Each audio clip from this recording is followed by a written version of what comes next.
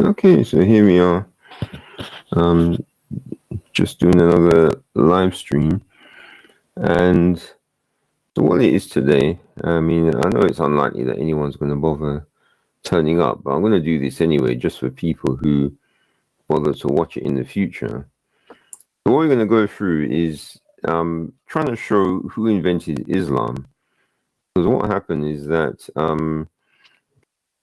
when you look at sort of what's going on, obviously Islam is something that was set up in such a way as to go against the Christians. And what it is, obviously they're doing well at the beginning when everything was in Arabic and they had the Ottoman Empire. And so obviously all they had to do was just fight. And as long as they could do their battles and win them, then they could say, tell people that, well, just become a Muslim and you can just join us and help us in sort of whatever it is that we're doing. Of course, it was pretty easy back then to be able to do something like that. But of course, now, as time went by, things just got more difficult. And the thing that made things the worse for Islam, effectively, is when the Ottoman Empire was defeated. And the thing about it is that when that happens, they obviously lost the ability to just be able to convince people to become Muslims simply by the sword.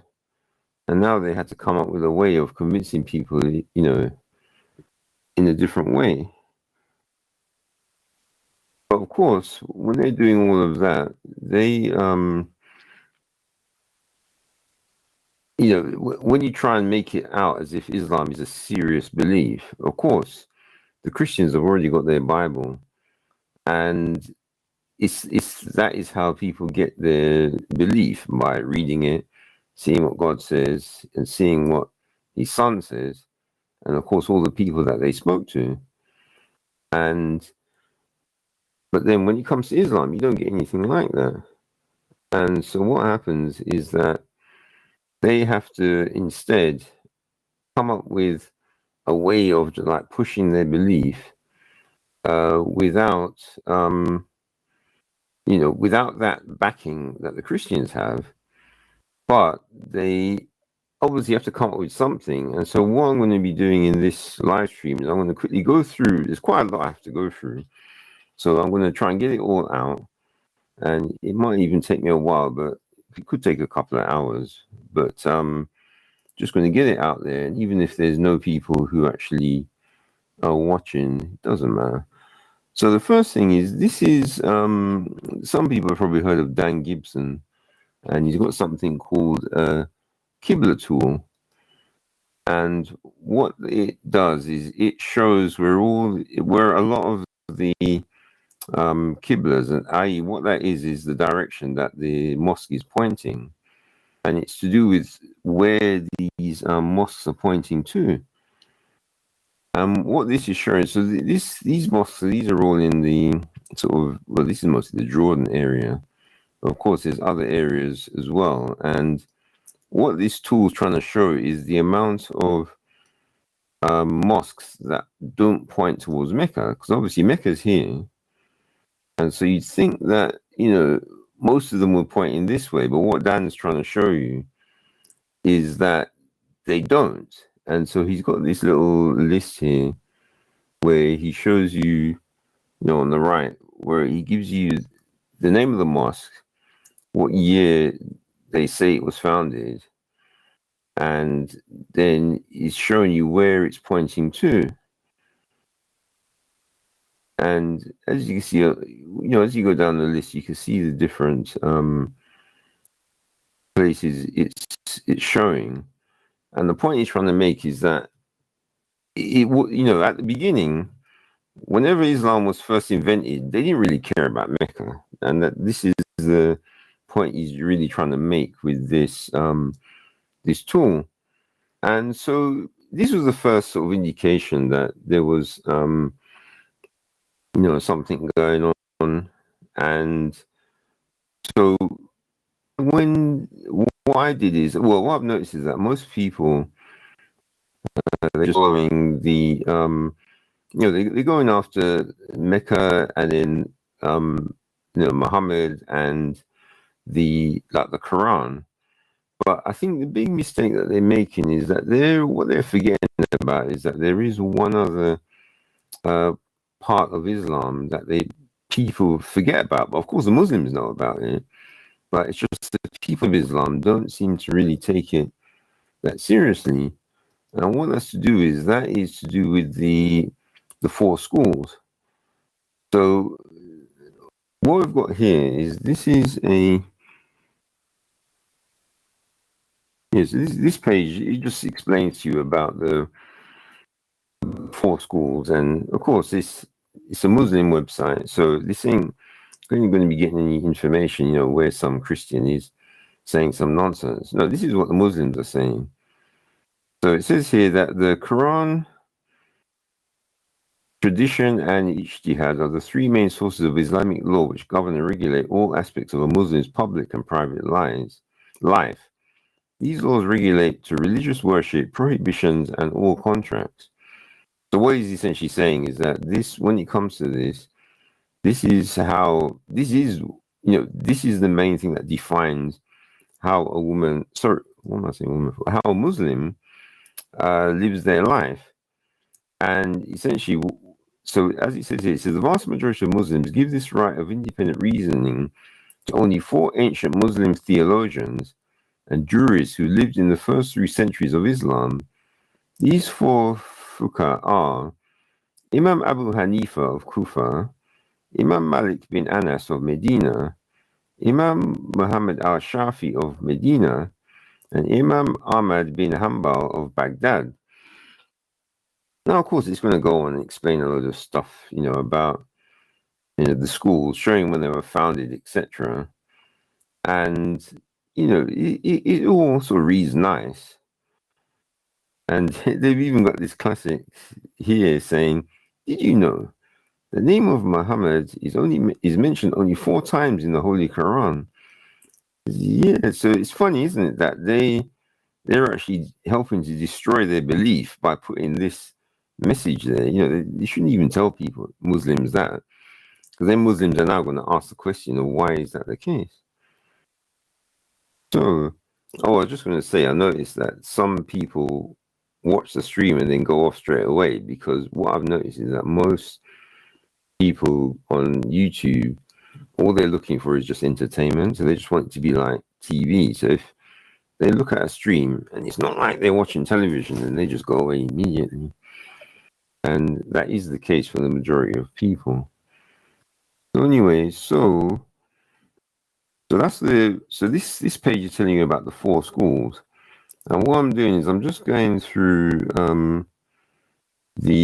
some links that I have, which talk about it's just some information that I managed to get in relation to the history of Islam.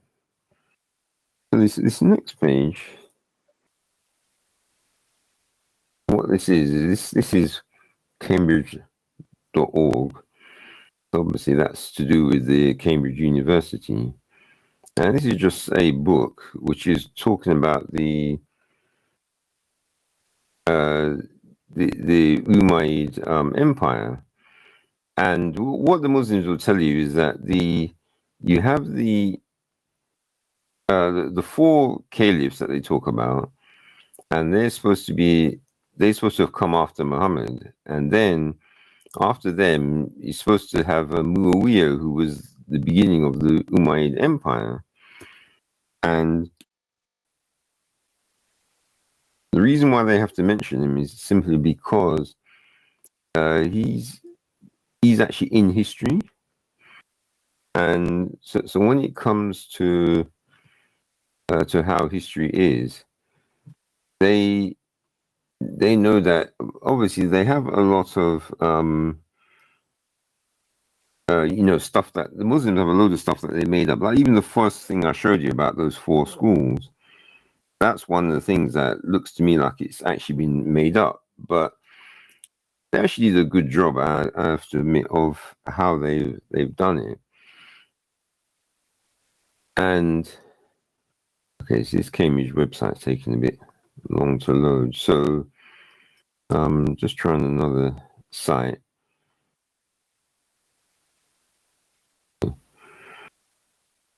Right, so what it is, this is just a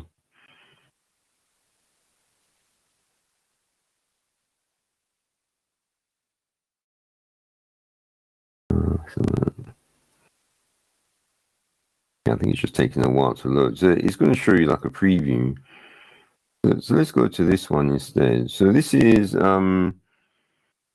called Storm Within the Empire. So if you notice that so you got this little picture here, which shows the Umayyad Empire, and let's see if we can get that thing.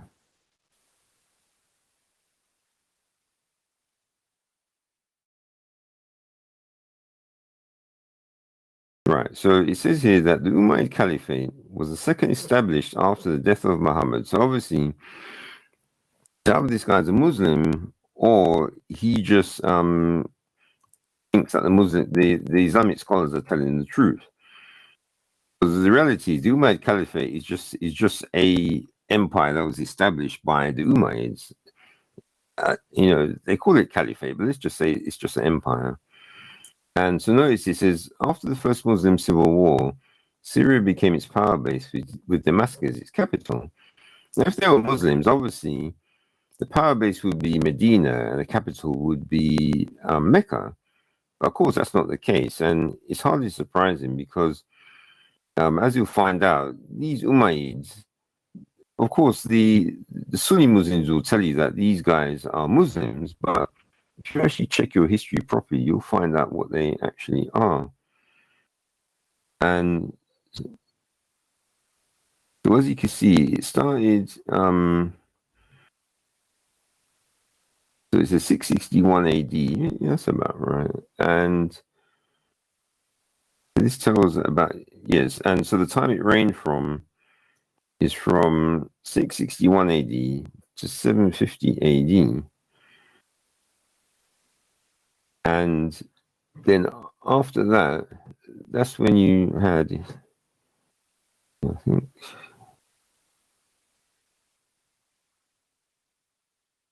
yes, I think what that was after was just this picture. So this is just it shows you about the Umayyad Empire. You can see where it stretched from. So it went from Spain and the south of the Mediterranean, then they say all of the Saudi Arabia.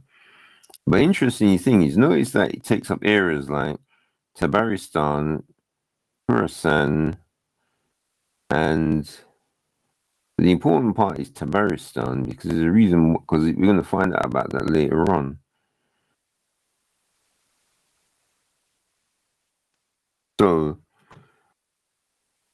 So that was the first thing that happened. And so let's go back to I'll go back to this.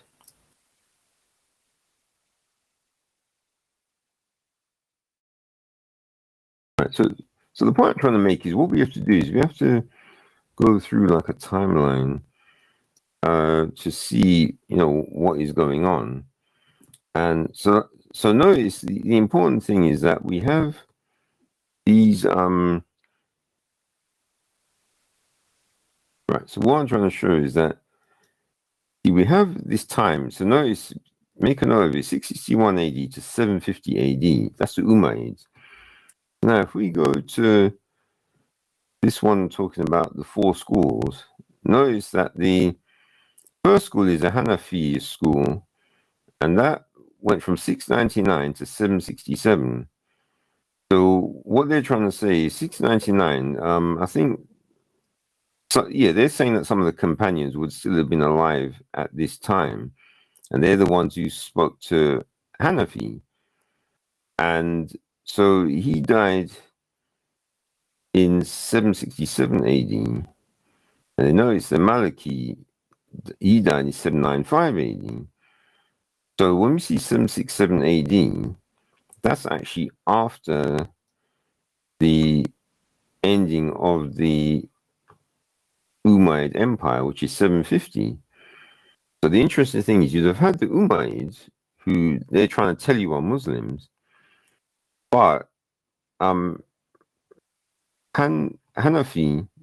or Abu Hanifa, he actually lasted just into the time of the next empire. So what that shows you is that even if the Umayyads weren't Muslims, it's still obviously, as long as they weren't going around being too brutal, they'd be able to people who want to say they're Muslims would still be able to survive. But the important time that we're looking for, of course, now is the Abbasid Caliphate. So now we're just going to go to have a look at this one. Now it says here, now this is Britannica, so you'd think that Britannica would have more sense, but of course what they're saying is the Abbasids are descendants of an uncle of Muhammad, so of course they're into the, they've drunk the Kool-Aid as well. And so it says here, the first Abbasid Caliph was from 749 to 754. And yeah, I don't know, it's not really given a proper time. Yeah, so it says here Abbasid power ended in 945. And the interesting thing is, so remember, Abbasids ended in 945, and they were the ones who were pushing the Arab, you could say that, the Arab supremacy. And let's check that. So they ended in 945. So if you go back to the four schools, so Shafi's 820, and then Hanbali, he died in 855. So notice that, interestingly. So these four schools, the last school was established during the Abbasid Empire. And so here's the important question. If these Abbasids were proper Muslims, then they should have been able to, if they were proper Muslims, they should have been able to have something going by now where you have a proper Islam that can actually be used. Obviously by now the Christians are well established, even back in the 4th century. The Christian faith is a big faith where people know what to do. Everything is sort of law-wise, whatever the small things there are already laid out. So people know what they're doing. There's no confusion. But with the Muslims, we got 855 AD, and you'd think that Islam would be well established right now. But this is kind of like the big problem that we have, is that these Muslims, they haven't really established much, and you thought they would have. But the main problem that we have is that they just hadn't sort of managed to get anything going. And so what I'm just going to do is I just want to open something up, because in a way what I'm about to show you, this is like the main thing that I'm using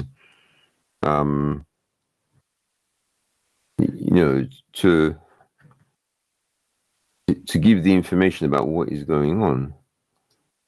Let me just open this up.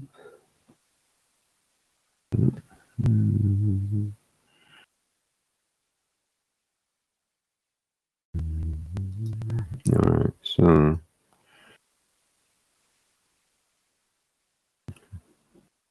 okay, so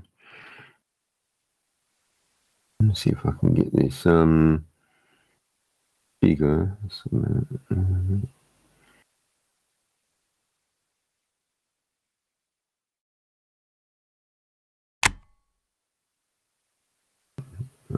All right, so now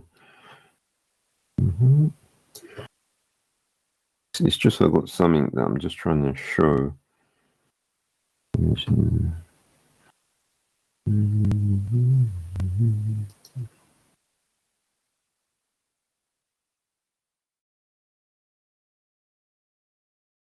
Right. Okay. So now what this is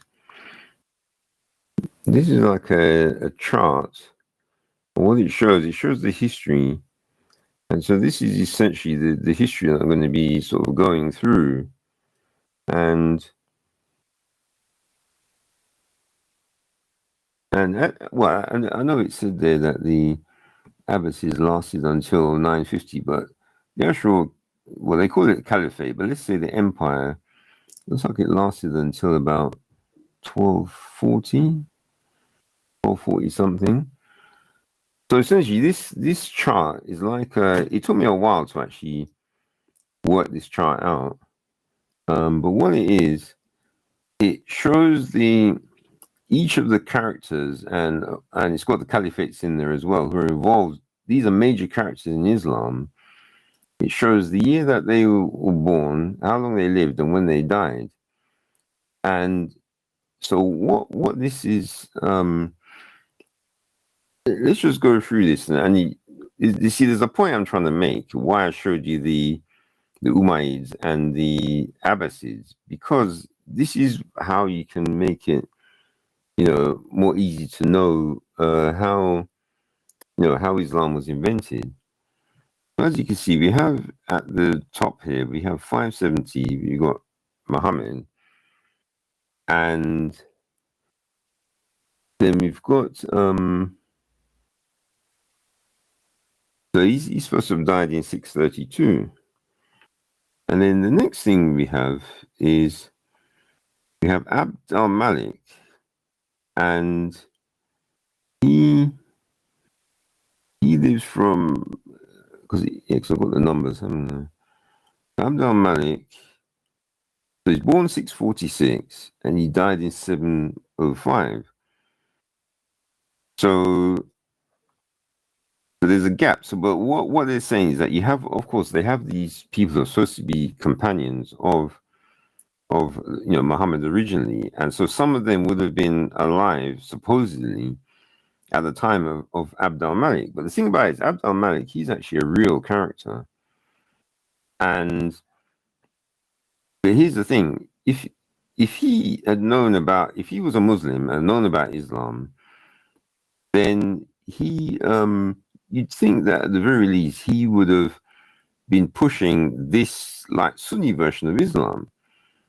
But the reality is that's not what he was pushing, but we'll go into that later. So what I first want to do is just go through a timeline. Then we'll we'll look at different parts of this timeline. So first we have Abd al-Malik, so born 646, lived for 59 years, died 705.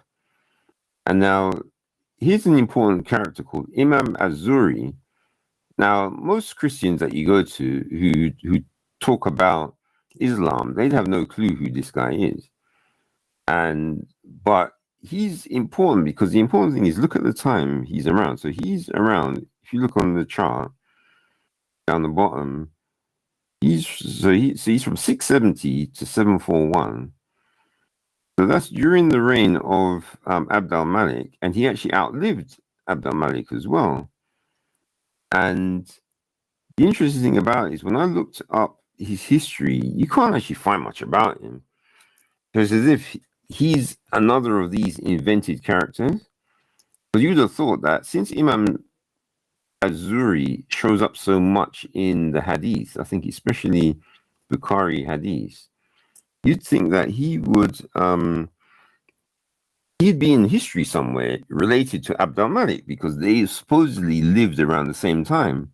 But I don't find anything relating to that. And notice, like I say, it doesn't have any information about where he lived, where he died, etc.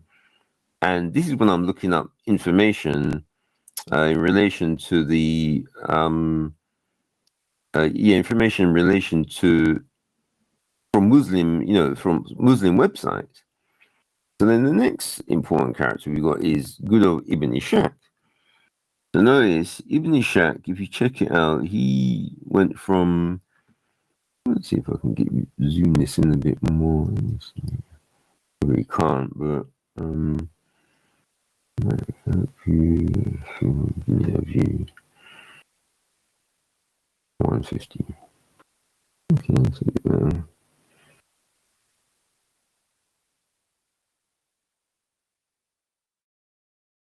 yeah, hopefully that can show up a bit better. So as you can see, so you got Imam Zuri. He's from, just get this time, 670 to 741. So he shows up a lot in the hadith, but try and find him in history if you dare, and and even try and find out when he lived, where he lived and where he died. I couldn't really find anything. Even the Muslims weren't saying. But then the next important character we've got is Ibn Ishaq. Now, anyone worth their salt will know who Ibn Ishaq is, especially when they're looking into what's happening in Islam. And he said that he was born in Medina and died in Baghdad. And if we look at Ibn Ishaq's period, he was from 704 to 767. And that 767 is interesting because that's similar to, I think, Hanbal. So if you check this, you can see on the list here, see, I've got Ibn Ishaq, and notice the next one I've got down is Ibn Hisham. And so we know if you've been listening to like J. Smith, and then you'd hear of these two characters a lot, because Ibn Ishaq is the one who's supposed to have written the history of Muhammad, and he but what happened is that there's nothing exists of his writings. And here's what's interesting is that the Muslims love to go on about how when it comes to the Christians, we don't have the original writings of Luke, like the original manuscript where he actually wrote it down and we can see his handwriting. And it's true. We don't have that, because what happened is that people made a copy of it. But here's the thing but that's the thing. So people, when it comes to the Bible, people made a copy of what Luke wrote, and then it just kept being copied, and that's how the writings were kept alive. Problem with Ibn Ishaq is that he has he's supposed to have written the history of Muhammad, but there's nowhere in this whole world where someone has a manuscript which has the complete text of what Ibn Ishaq wrote. And we'd love to find it. But here's the interesting thing is that if you look at Ibn Hisham now, then so Ibn Hisham, he's from 763 to 833. So now he's more like it. So he's further down. And it says that, and the information I found says he was born in Iraq, Basra, Iraq, studied in Kufa, then moved to Egypt. Now here's the interesting thing. In the Bible, Luke came to Judea and then actually moved around with Paul and his companions, or the other disciples. And this was in the sort of Judea Mediterranean area, which is actually where the Christians were based. But Ibn Hisham, he's supposed to have taken Ibn Ishaq's writings, but notice, Ibn Ishaq was born in Medina, died in Baghdad. And see, thing is, Baghdad is like north of Iraq, if I remember, northwest. And actually, let me see if I can go back to that map. So let's get this straight. So we've got Azuri, got no idea about him. So al-Malik, he's supposed to have born in Medina, died in Damascus. That's not too bad. So Ibn Ishaq. So let's say if Ibn Ishaq had to write the history of Abd al-Malik, they'd be close. But we come to Ibn Hisham is the one who's supposed to have taken Ibn Ishaq's writings, but he's based in Basra. What's that got to do with Medina? It's nowhere to be found. So let me see if I can find a map. So let's see, Basra, Kufa. So let's go back to this map of the Umayyad Empire.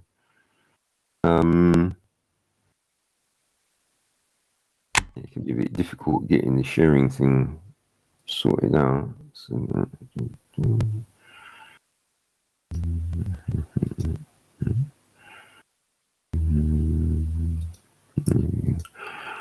all right. So remember. So just try to remember what I said. And if you want to know about these, see this list of where I've got the information, where I've got the born year and died year. The reason why I've got lived for years is because I needed to put that in order for the you can't see that. But what I was telling you before about those characters, if you go in the description, you'll actually see a list of the different characters and where they're born, etc. So remember what we were saying, that so al-Malik, he's born in Medina and died in Damascus. So Medina's down here and Damascus is up there. So that, it's a long way, but let's give them that. And so Ibn Ishaq, born in Medina, died in Baghdad. So he's born in Medina and died in Baghdad over here. So that's a long way. I mean, you wonder why would he travel all that way? So then we have Ibn Ishaq, supposed to be born in Medina. So yeah, I said him, didn't I? Now remember, Ibn Hisham, who's supposed to have taken Ibn Ishaq's works, he was born in Basra, studied in Kufa, and moved to Egypt. So the Basra is here. So this is Ibn Hisham, Basra, Kufa, then Egypt. Whereas Ibn Hisham went from Medina to, where did he go? Sorry, Ibn Ishaq, Medina to Baghdad. So you just have to wonder what is going on. One writer, goes from here to here to here. The other one goes from here to here. Different towns, and these guys are supposed to be talking about the history of Muhammad, but yet they're just like all over the place. And as I said about Ibn Hisham, I said that here the start year is guessed because I was just working out like roughly how long he lived, because he said he died in 833. So here's where things get a bit strange, because all right, so Ibn Hisham is supposed to have taken the information from Ibn Ishaq about Muhammad and supposed to have written it down. But then, if we go to the next person on the list, we got Abu Hanifa of Kufa. So he's supposed to be the first of the schools of jurisprudence, as they call it. So this is for the Hanafi school, and he's based in Kufa. So if we go, actually, let's go back to.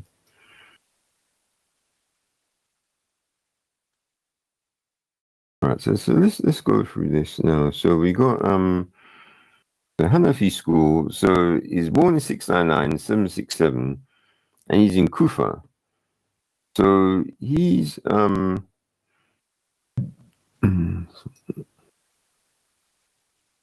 he's in Kufa, which is here. So this is the first school of Islam, and remember, the Muslims are supposed to be in Medina and Mecca, but the first scholar to actually come up with rulings for Islam is in Kufa. Now, when it comes to the Christian faith, obviously, they were based in Judea and Jerusalem, and in Acts 15, they had things were happening, and they had to do some rulings to explain how Christians should behave. And where did they go? They had problems happening in, where is it, Antioch and other places in northern Judea, and in that area. And where did they go to actually work out the law, what to do. They actually went to Jerusalem, which is where Jesus was based in, one of the places that Jesus went to regularly. So now you'd think that all these four schools, they should all be based in Mecca and Medina. But the first one's in Kufa, which is like miles away in the Fertile Crescent, not in the deserts, in the fertile region, which is by the Euphrates. So for whatever reason, the first scholar is in Kufa. Then we have the Maliki school, which is, and this is based in Medina. Okay, that's nearer. And then we have the Shafi school, supposedly a disciple of Imam Malik, which you'd expect since he's in, supposed to be in Medina as well. And then the last one we have is the Hanbal school, and he's in Baghdad. So as you can see, they're all over the place. And this is one of the ways you can tell that this must more be based on just who was good at saying things and what area they came from. It wasn't based on where the Muslims were. So as you can see, it's a bit lacking in like cohesion when it comes to where these four schools are located. But as you've noticed, the time that they came around. So let's see if I can get back to that chart again.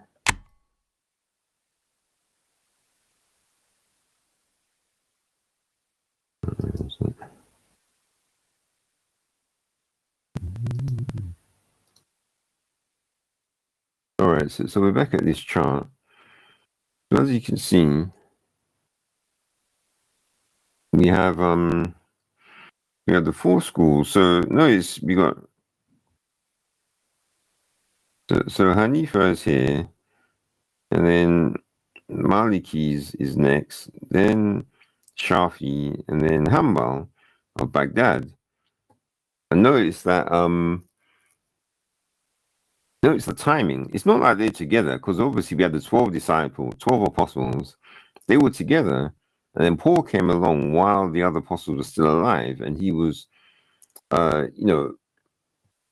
effectively taught by them. Of course, the Holy Spirit as well, but they were his seniors.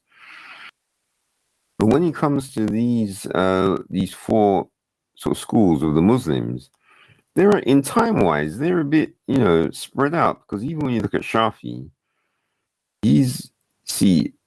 Hanafi, he was already dead by the time Shafi was born. So when Shafi died, of course, Maliki was already dead. And then we got Hanbal, he's in Baghdad. So the thing about it is that why couldn't he have been based? He should have been based in Medina, really, but he's in Baghdad for some reason. And now here's the next important thing is that it's obvious that whatever happened in this time, I know it's look carefully at this where it's called the Abbasids here. The Abbasids lasted quite a long time in different various forms. But notice that the Hanifa, so when he was at the end of his life, the Abbasids had started. So, and then we have al-Malik, but yeah, see, he's an Umayyad though. That's the thing. So it's the Abbasids that we really care about. So remember the Abbasids. Let's see when they started. The Abbasids started in 750, and supposed to have finished in 1258. So in all that time that the Abbasids are around, we have the four schools, and then the next important part we have Bukhari, Muslim, Ibn Majah, Abu Dawud, Tirmidhi, and al-Nasai. So notice they're all together and they're all alive in the same time. And interestingly, if you notice, Ahmad bin Hanbal of Baghdad, he's alive in the time of all of them. So essentially, when it comes to the hadith, you might, because look, Shafi, he wouldn't have been able to do much because he's in Medina, which is in the middle of a desert.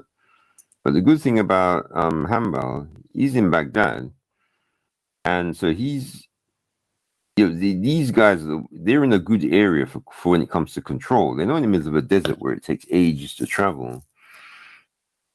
And so when it comes to these guys writing the hadith, you might as well say that the Hanbali school is just the main, they would have been in control of the hadith because look, the timing is just perfect.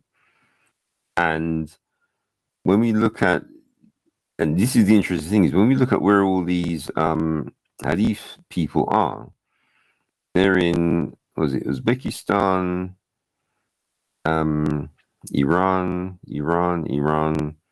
Uzbekistan again, that's Tirmidhi. Turkmenistan is Nasai. And so when you look at this, you can see that they're all in the eastern area. But what's interesting is that none of them is in Baghdad.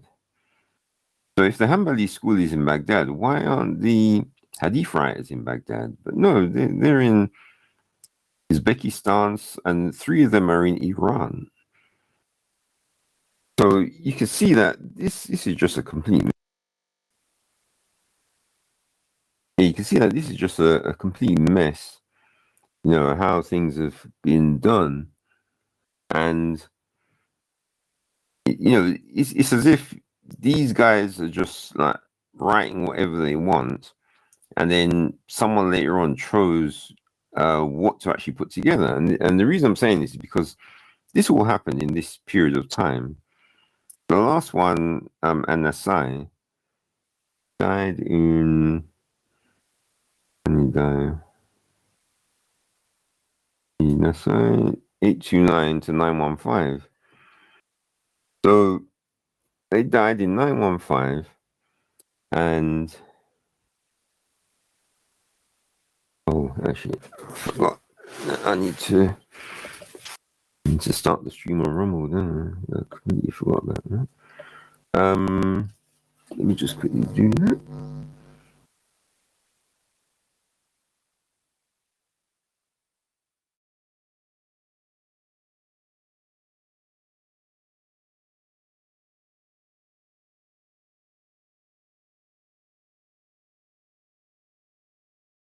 Right. So what I'm doing is I just been doing all this, but I forgot that I have to start the stream on Rumble, because what it is on YouTube, you don't really get any viewers because obviously YouTube just doesn't really care.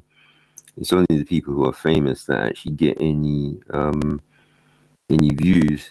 If you're not famous, then they're just not interested.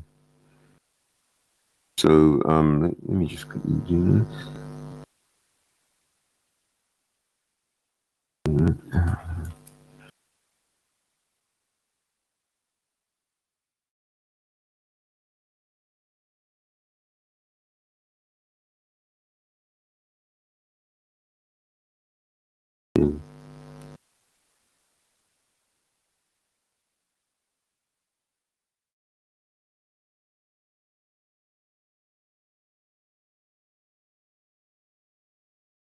All right, so that's just the stream's going out to Rumble now because I just completely forgot that.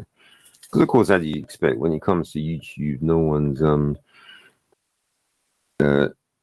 who doesn't really care about people who stream. They'll just basically show your stream to people who don't really care. So of course, so no one's really interested. But one thing I noticed is that with Rumble, people do seem to they seem to be, I don't know, be a bit more well, I don't know about receptive, but let me just get this up, make sure it's actually showing up.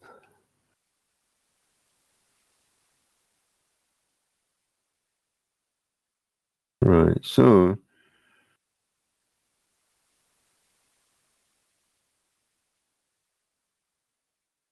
second.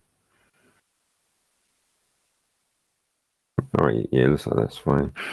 All right, so Rumble's up. So just in case any, and it always seems to me that the people on Rumble might have a little bit more sense than people on YouTube. But well, because there's more people on YouTube, they expect them to be a bit lacking. So anyway, let's get on with this. So we have the Abbasids at the bottom here, and you see these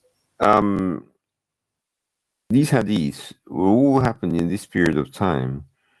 And then we have another scholar who came along called Tabari, and he's supposed to be a historian who went around collecting information. And here's something I might try and do a stream on this at some other time, but the thing about Tabari is that he has things which don't, in his writings, which don't agree with what's in the collections of the hadiths. It's like he's telling a slightly different story. And it could be just this where he went to get his information from. So I just want to so let's make a note of this these regions that they're in. I just want to see if I've got a link with the all right, here we go. So I want to just see. I'll try and get a page up which has the locations of the 6.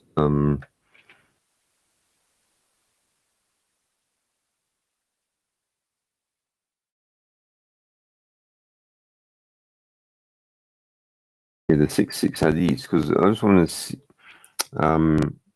see, just compare where their locations are. So,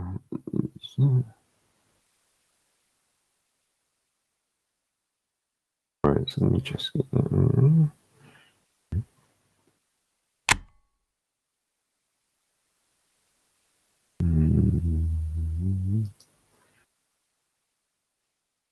Right, so there's here the majority of Islamic seminaries around the globe require students to study the 6 authentic books of hadith.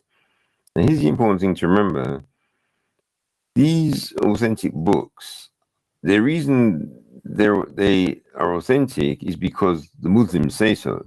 That's the important thing you have to remember. So if the Muslims are lying, then they're not authentic. So that's the important thing you have to remember. And so the first one is Sahih al-Bukhari. So it says he was born in Bukhara, died. He was of Persian origin.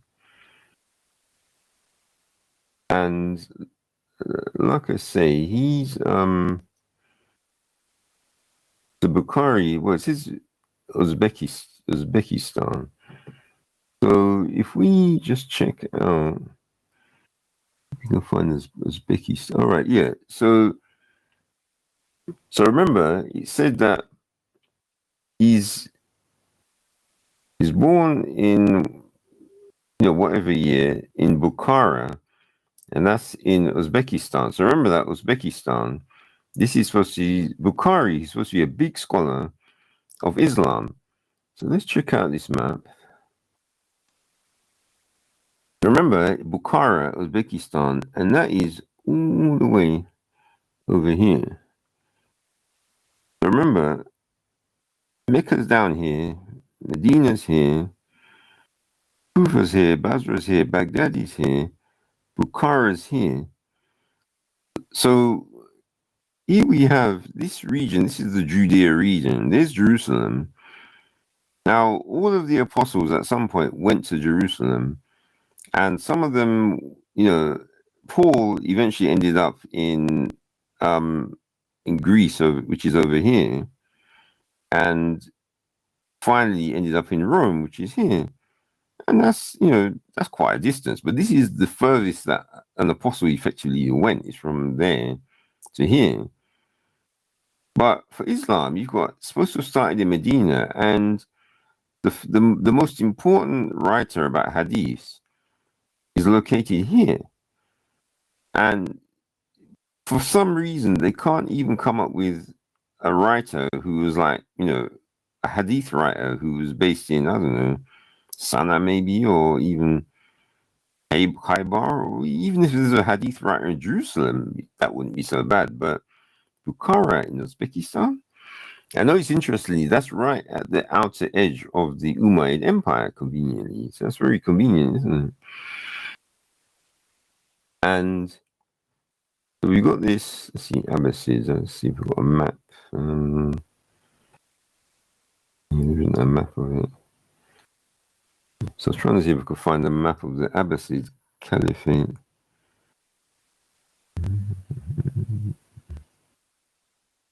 And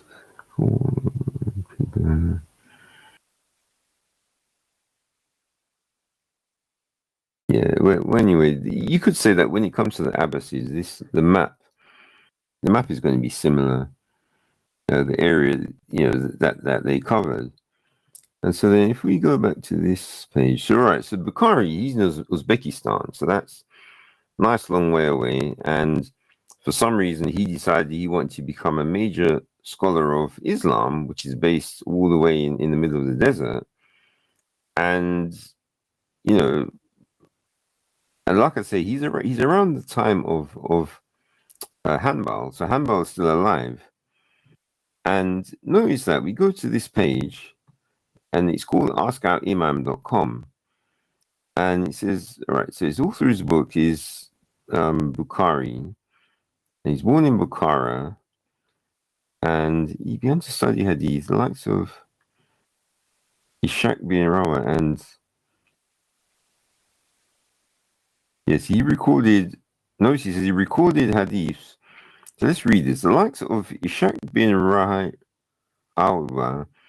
and Ali ibn al-Madini are amongst the 1,080 hadith scholars from whom Imam al-Bukhari recorded a hadith. His traveling included going to Syria, Egypt, Jezra, Hijaz, Iraq, and Nishapur. He once became penniless and thus had to live for some time eating the leaves of wild plants. So notice that it's telling you about him, but what's missing? Telling you that he got who he did get the hadiths from. But if we go back to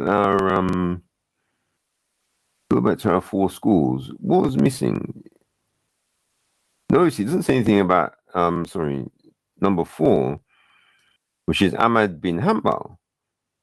The thing is, bin Hanbal is he is alive at the time of Bukhari. So they should have been in contact, shouldn't they? If this was it to do with the Christians, if Hanbal is supposed to be a big scholar of Islamic law, then when we go to anything in relation to Islam, where the Muslims are talking about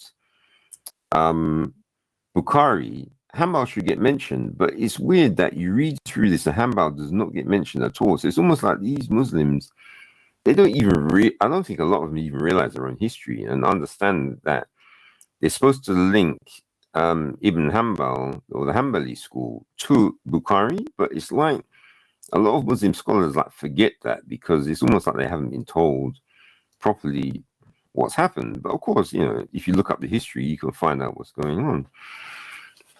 So let's get this next one. So this now we've got Sahih Muslim. It says this book is generally considered the second to Sahih al-Bukhari. And it says all right, so it's giving you some information here. And this is his name, so it's quite long. He was born in the famous Khorasan city of Nishapur in 204. Whatever. So he was born in Khurashur, and that's apparently in, if you can find it, Khurashur. Right, yeah, let's check. All right, so he was born, let's see.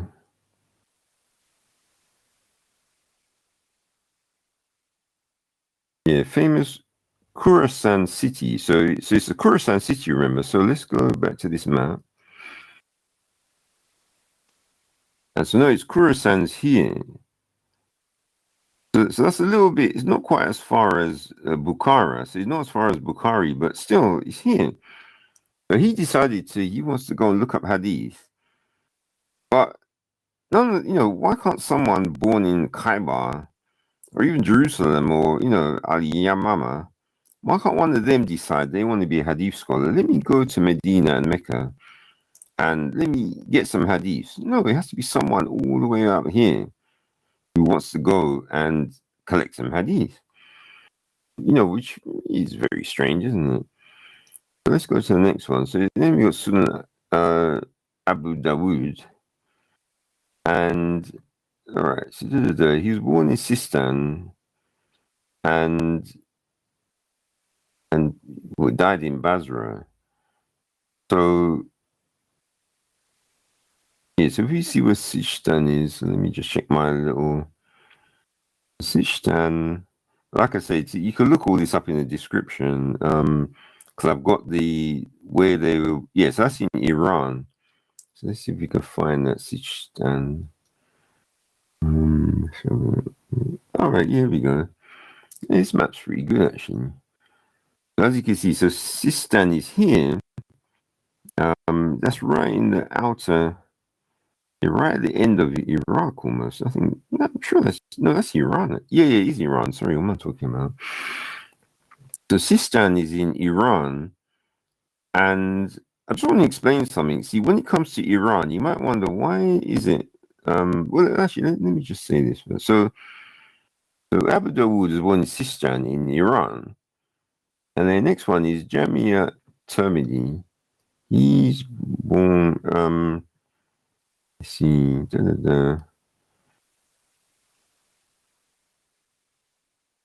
was born in 209. Let's see if it says. It says that his teachers included Imam Bukhari, Imam Muslim, and Imam Abu Dawood. However, he was greatly influenced by Imam al-Bukhari in particular. No, isn't that strange? Notice who he says his teachers are. But remember, this is Jamia Tirmidhi. So let me just quickly go back to my just quickly go back to the other what I was showing you. So remember, it says there that Tirmidhi, his teachers were Abu Dawood, Muslim, and Bukhari. But notice that Tirmidhi, Tirmidhi's born in, let's have a look, 824. And Hanbal died in 855. So Hanbal would have been alive at some point in his life. So why is he getting taught by these guys when Hanbal could have, given him a bit of a leg up? But notice he doesn't mention him. Hanbal is supposed to be of one of the four schools, and it's supposed to be what Islam is based on. But for some reason, these hadith, when it comes to talking about the hadiths, it's like they forget to tell you, that Hanbal is even there.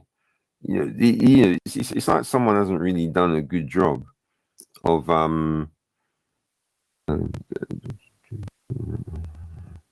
it's like someone hasn't done a really good job of actually checking the history. So these Muslims, they don't even know how to handle their own history and realize that Hanbal was alive. So you should actually mention him. And here's the interesting thing. If you go to some websites and read about, and I'm talking Muslim websites, obviously, they will remember to mention Hanbal, but this website forgets to mention Hanbal. And this is the weird thing about it, that they have these inconsistencies between how the Muslims themselves write about their history. And here's the thing. It's easy for them to write different things about their history. Why? Because they don't have any documentation. And so the next one is Nasai. And he says, he's born in Nasa, a city in Khurasan. So that's in Iran again, isn't it, if you remember? Khurasan, yeah, so that's in Iran. And he says, okay, he's got very accurate reading and retention of hadith. Yeah, that's nice. He began his travels when he was 15. But if he was 15, then His teachers included Ishaq bin Rawah, Imam Abu Dawud, Imam Bukhari, Qutaba ibn Sa'id. Remember, he was 15 and he was born, let me check the thing. But he was 15. And the side, so he's born 829. So if you add 15 to that, that's 829, 839, 844 when he's 15. And Hanbal died in 855. So when he started his travels, he should have been able to travel from Iran to Baghdad to Hanbal and actually been taught by him. But guess what? Look, Hanbal's not mentioned. It's amazing, isn't it? And this is a Muslim website. So the very Muslims themselves forget about their own teachers. That's amazing, isn't it? You know, these Muslims, they just don't really have a clue about even their own history. And it's easy to do that if your history is made up. That's the thing. The last one is Ibn Majah. And let's see, he's got a long name again. He was born in Kazvin, a city in Iran again. And he traveled to Khurasan, which is in Iran. Ray, Iraq, Syria, Hijaz, Egypt. His teachers include Muhammad al-Tanafasi. And he was born, let me just check. Ibn Majah was born 824. And remember, Hanbal died 855. So Hanbal would still have been alive when he was born, and he, you know, even when he was grown up a little bit. But yet he was taught by Muhammad al-Tanafasi. So why not Hanbal? Hanbal was supposed to be alive in the early part of his life, but yet again, Ibn Hanbal was missing. So you have to ask yourself, what's going on? So we have these 4 schools. You know, look, Imam Hanbal didn't, you know, the school was done by his disciples and followers. And so was it? Hanbal is followed only in Saudi Arabia. Right. But the important thing is Hanbal was alive at the time of these hadith scholars. But this website seems to have forgotten that Hanbal was alive, so they forgot to put him on here. Amazing, isn't it? And this is supposed to be about Sharia law. It's all serious stuff. And yeah, this is the interesting thing. See, Ask Our Imam site hopes to respond to queries relating to Islamic law, which is based on the 4 schools. So these guys know about the 4 schools, but forget to mention them when it comes to the hadith. Amazing, isn't it? So let's move on to the next one. So I'm going to go back to this chart now. I've just got to jump around. Get used to this now. All right, so here's our big chart. So now we've dealt with the hadith scholars. So here's the interesting part: is we've got these hadith scholars, and the last hadith scholar was An-Nasai. He died in 915, I think. So, yeah, 915. So the next one we got is, of course, good old al-Tabari. Now you keep hearing about him, and you know some Muslims will say he's okay, some won't like him because you know anything that exposes how false their belief is, they won't like. So you know, Tabari is one who can do that. And the good thing about al-Tabari is that he's actually very honest in that he will actually, if there are differences in the Quran that he's not sure about, he'll just say it and just say, you know, you just choose what you think is the correct thing that happened in history. And that's one of the reasons the Muslims don't like him. But his interesting part is that he's according to this list, he was born in Tabari was born in Tabaristan, and So he's around at the same time, even of Hanbal. So he should have known about Hanbal, and obviously Bukhari. You know, they're all these hadith scholars are alive in his time. But you know, there are differences between his history and what these hadith guys say. And I find that's weird. How can they be from the same period and he's got differences? And here's the biggest difference I've found. Bukhari is he mentions about when Uthman burned the Quran. Now, if you go to the other hadith collections, which are in the same time period, they don't mention it. And what I found is that the only other one that mentioned it is Abu Dawood's son. Abu Dawood himself doesn't mention about Uthman burning the Quran. It's only Abu Dawood's son. But then when I went to Tabari, I read through the part showing the history of Uthman, and the burning of the Quran wasn't mentioned. So the strange thing is that, as J.S. Smith has been saying, when they've looked up manuscripts for these hadith collections, Bukhari's the oldest manuscript for Bukhari is actually the youngest one.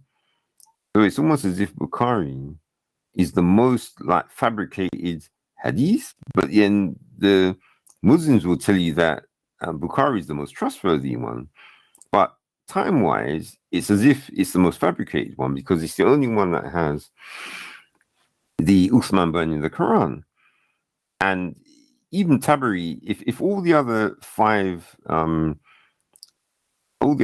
hadith scholars don't mention it, Tabari doesn't mention it, then who's lying? It must be Bukhari, obviously. But of course, the Muslims, you know, they will say, no, our scholars have said it's Bukhari is the truth, so we believe them. So, okay. But here's the part which I wanted to get to, and that is that we have Tabari does his history, and he dies in, when is it? Yeah, in 923. So that you could just say is the end of the history of Islam. So at this point, by 923, Islam should have been sorted out. I.e., we have full understanding of the Quran, all the hadiths are done, and that should be the end of that. But here's the thing. We're still in the one of the forms of the Abbasid Caliphate. And it's as if someone must have came along in the Caliphate and decided, you know, I think we got a problem. This Islam is still a bit of a mess because we've got the hadiths. You know, they've been made up nicely to make Islam look good from a sort of, I don't know, historical, well, hardly, to know what, you know, Muhammad did, etc. We've got all these hadiths, and that's nice. But this Quran's a mess. So, yeah, we've got Tabari, who did a sort of,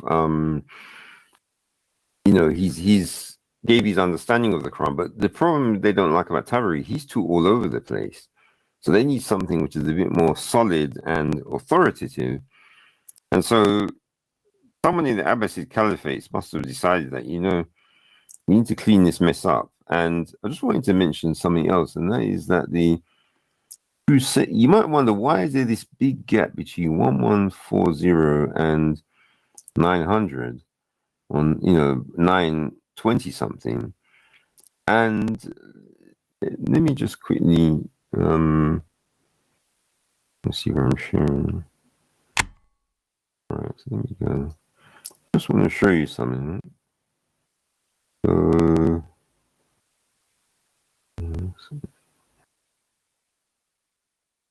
let me just quickly.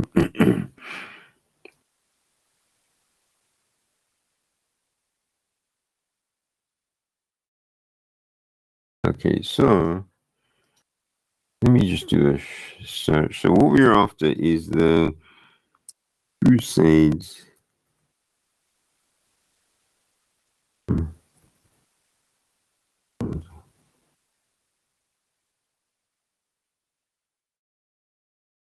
So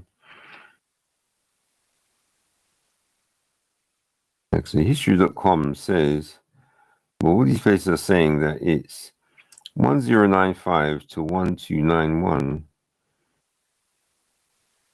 So remember, 1095 to 1291. So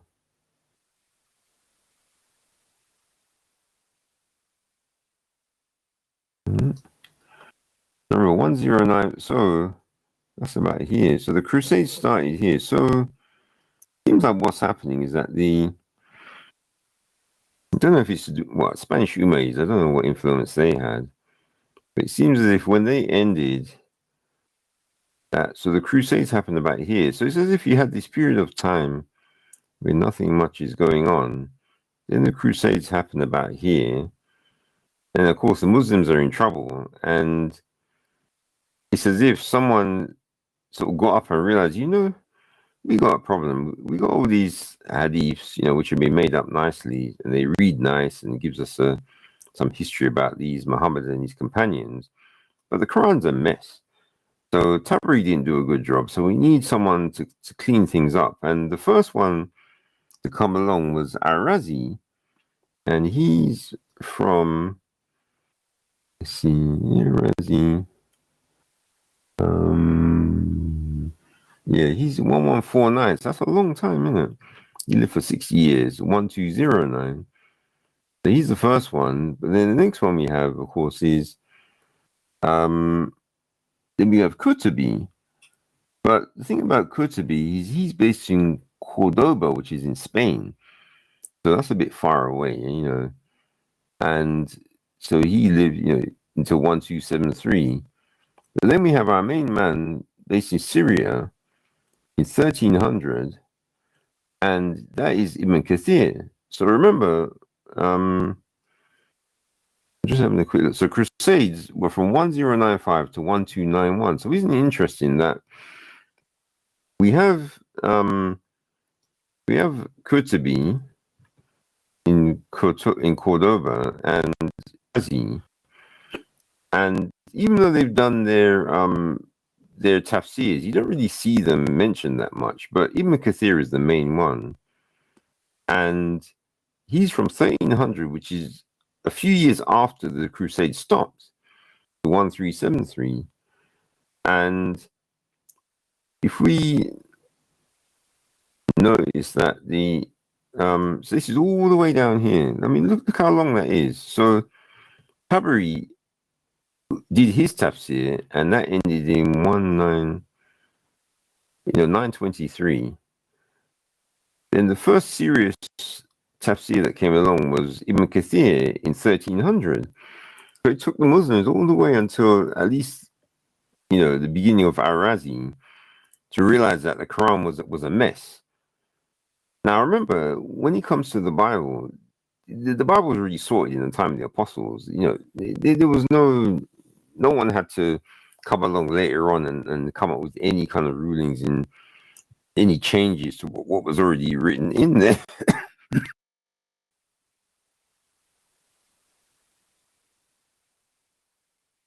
Yeah, just some coughs.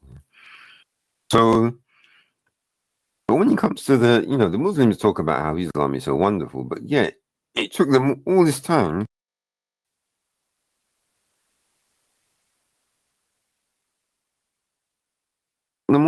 to work out that something was wrong with the Quran. And they had to get their A team out to actually try and do something about what was going on. And it was all the way into 1300s.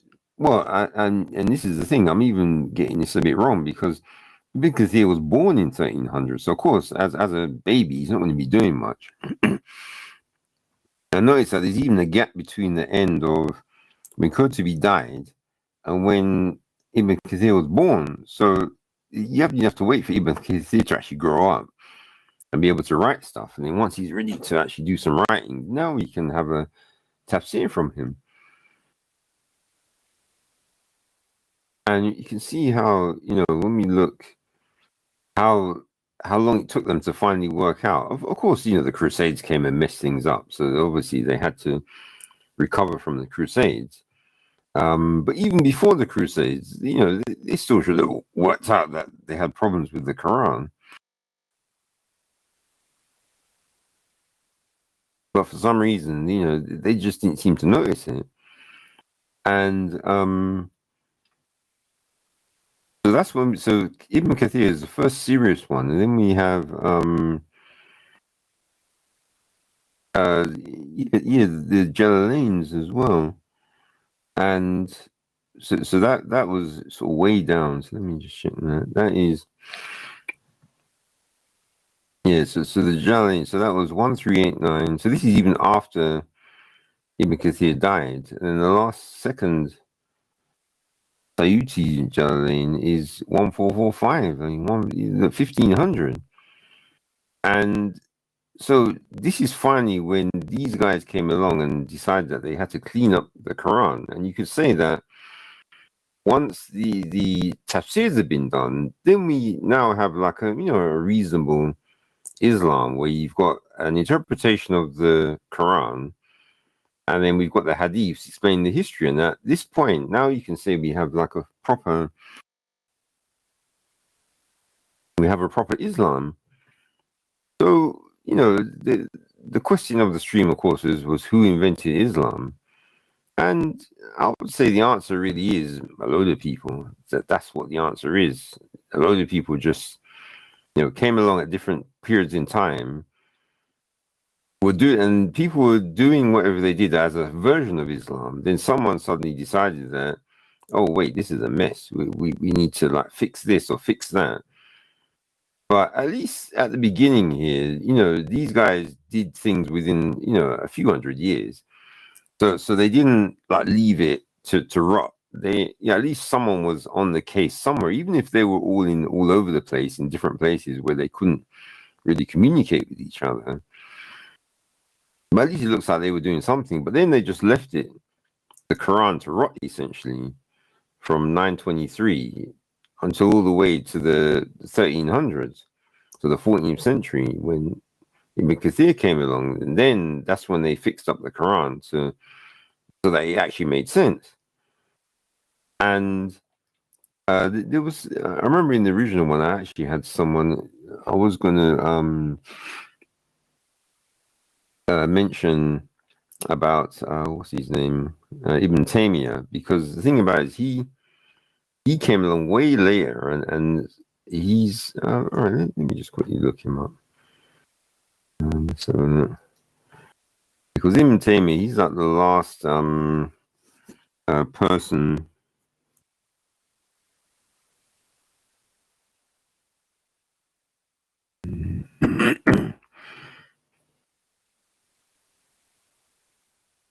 Okay, looks like it's 12. I had something about him. Yeah, so it says he's 1263 to 1328. So interestingly, Taymiyyah was around before Ibn Kathir, and he's based in Damascus. And let's see where Ibn Kathir is based. Ibn Kathir is based in Syria. Hey, that's convenient, isn't it? So yes, so he died in 1323. So Ibn Taymiyyah, you might as well say, was Ibn Kathir's teacher, because at least they're in the same area, finally, with all these other guys spread all over the place. And all these hadith scholars don't care about Ibn Hanbal, even though he's supposed to be the boss. But at least Ibn Kathir was in the same area as Ibn Taymiyyah. So he most likely could have got some teachings from him. But this is another thing they'll forget to tell you, because you can look up a history of Ibn Taymiyyah, and you wish you could find something where it talks about him speaking to Ibn Kathir, even though they're based in the same area. So this is.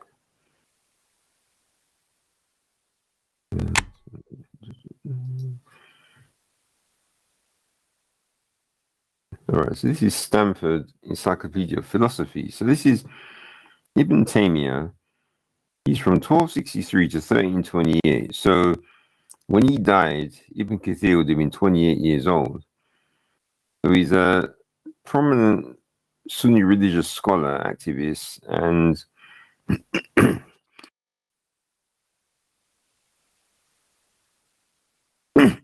and it says, who sought to root out religious innovation and return Islam to the Quran, the the practice of their prophet and the interpretation of the early Muslims. So Salafi, So let's see if these guys have remembered that Islam does have a history, even if the history is fake. It's still a history. Let's scroll down. So remember, we're looking for the Hanbal's long dead. So the only one who's alive at this time is Ibn Kathir.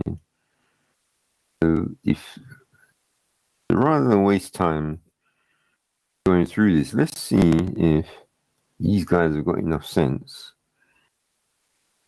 Remember their history. So let's see.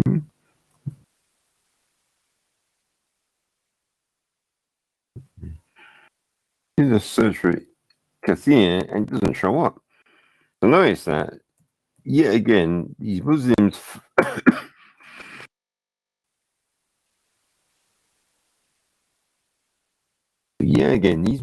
they forgot about the timeline. That Ibn Kathir was alive in the latter time of, when Ibn Taymiyyah was alive. And immediately, Ibn Taymiyyah died in prison. Let's see if it tells you that. Yeah, because some people don't even know that.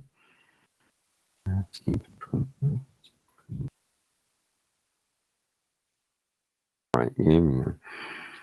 So he was imprisoned. So he did a lot of jail time, as you can see. He says he remained in prison until his death in September 1328. So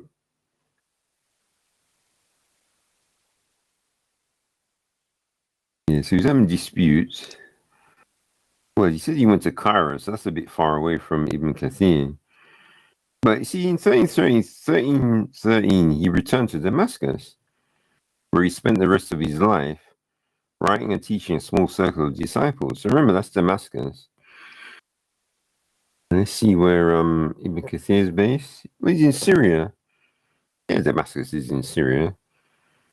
So he could have been teaching Ibn Kathir, but guess what? The Muslims forgot that Ibn Kathir was in the same area, and so in their history, it's like they forgot to put that in, which is unfortunate for these Muslims.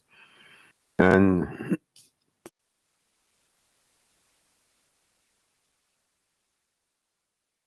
right, so that's pretty much almost the end of what I was trying to present. Just showing you like a timeline of how the history of some of the things relating to the history of Islam. But the other thing I wanted to show was so we had the because here's the thing about this is that, all right, let's go back to these four schools, and here's one thing I would or actually let me just do a search for something.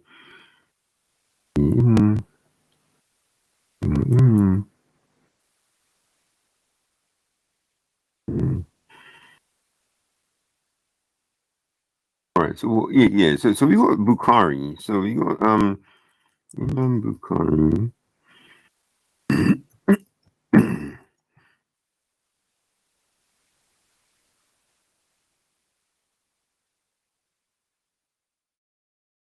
Right, so let's try to find it. All right, so we got this website called which one I should try?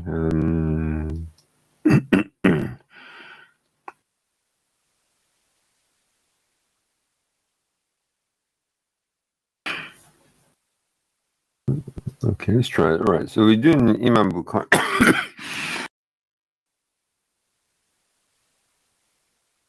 It's for Imam Bukhari.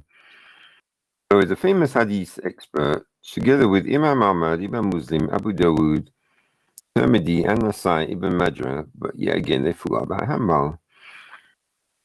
These guys are so clever.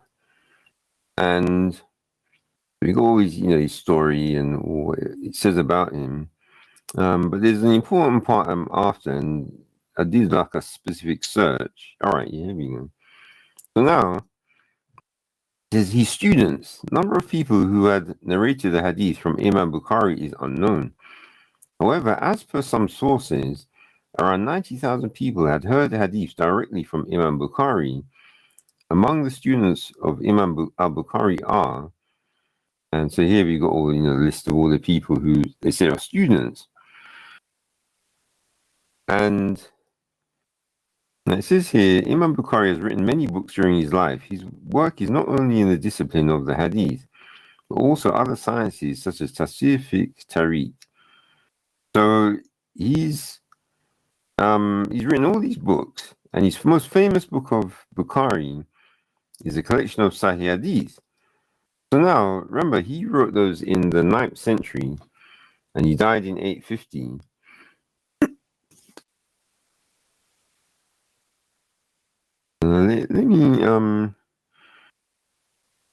Let me just look something up for you. Remember, he had 90,000 students, it said there. And he wrote all those books.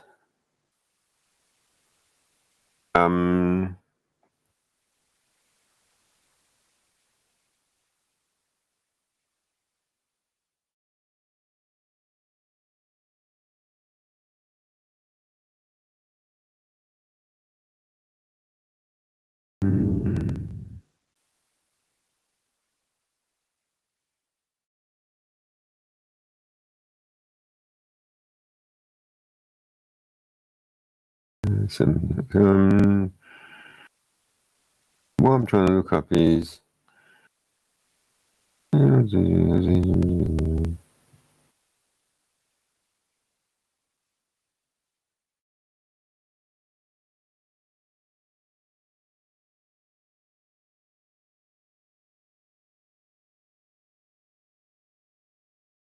okay, so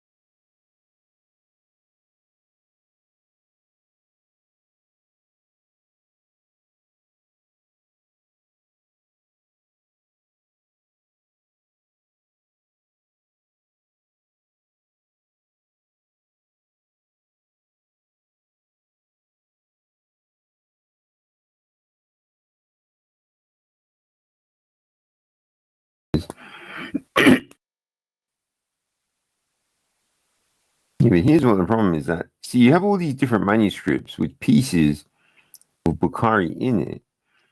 But what we're looking for, of course, is yeah,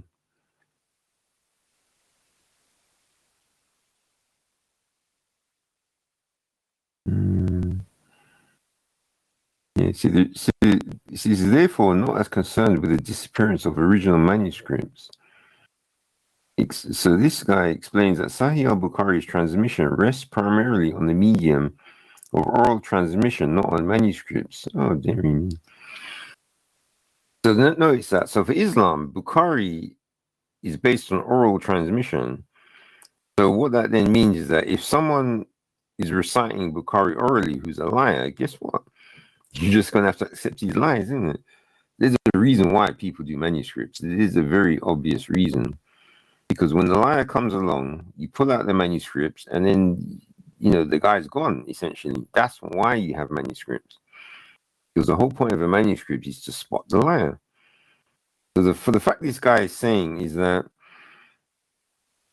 Sahih al-Bukhari's transmission rests primarily on the medium of oral transmission. So all those people who are liars who transmitted Bukhari, that's it. You're done. You don't have, because you don't have an original. Sorry, the liars can get away with it. So those liars, they can say whatever they want to say, and you'll never know if they're lying or not. Why? Because you don't have an original manuscript. And this is, but of course, these Muslims, they love making up excuses. So I'm trying to find, it's so hard trying to look up anything relating to manuscripts of Bukhari. So let me try Islam QA, see if, because Islam QA is always good for a laugh. He's asking about original copies of Sahih al-Bukhari and Sahih Muslim. Yeah, of course he is. What do you expect? There are some of the Shia, definitely. Yeah. There are some of the Shia who cast aspersions upon the authenticity of Sahih al-Bukhari and Sahih Muslim. Their main argument is that there are no original copies of these two books in the handwriting of the authors, whatever. Oh, wait. But the Muslims keep asking the Christians, where is the original Matthew, Mark, Luke, and John? He says, oh, we don't have it. He says, the Christian faith is false. What? I don't know what just happened there. The Christian faith is false. But guess what? You ask the Shias are now asking these Sunni scammers the same question. He says, where is Bukhari a Muslim? And this poor guy's asking, I hope that you can give a complete answer and settle the matter. So let's see. Islam QA is about to settle this question finally. Let's see what they have to say. Praise be to some guy. One of the most important things that the educated Muslim or the Muslim who is acquainted with classical legacy made-up nonsense should understand is that stirring up doubts is easy and is something that anyone could do. To stir up doubts about anything, even about basic givens and common sense issues on those on which people base their rational thinking, i.e. history, not Islamic history or Islamic nonsense. The matter may even go so far that some of those who got carried away with doubts and specious arguments ended up denying their own existence. Yeah, we deny the existence of Islam, that's for sure, and doubted everything around them. Yeah, I think Muslims are in that position. which led to them being admitted to a mosque, because they drifted so far from common sense and sound non-Islamic nature. This is how we deal with many so-called specious arguments, which are in reality nothing but illusions. Well, Islam is an illusion, that's for sure, uttered by some people who are causing us trouble at this time.